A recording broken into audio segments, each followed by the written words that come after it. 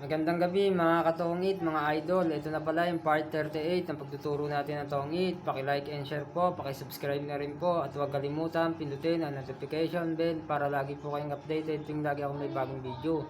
Paki-follow na rin po ako sa Facebook page ko, Budoy Costello. Ganito po ang gagawin natin mga idol. Ito mga sample lang to mga idol, no? Kung napapansin nyo, ang pangit ng barahan natin. Ito. Tapos dalawa lang kami kunwari may lapag, no? Ang heater po mga idol, ito sunog, walang bahay. Ngayon tayo magtatapon mga idol. Ang gagawin natin dito, tatapon tayo ng 9, hindi na tayo magsasapaw sa kanya. Padodrawin natin yan.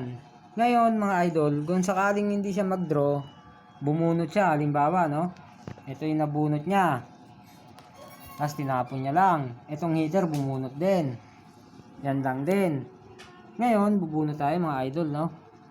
Ito nakuha natin. Ang gagawin natin na hakbang sa ngayon, ganito.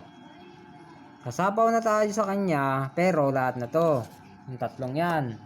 Tapos magtatapon tayo mga idol. Ngayon, pag ikot niyan mga idol, tayo na ang dodraw. Kasi itong heater, kung sakaling makakuha man siya, yun lang yung buo niyan. Ito, sigurado ako, sa dami ng sinapaw natin, hindi na rin lalaban yan mga idol. Kaya sana may natutunan kayo. Hanggang dito na lang.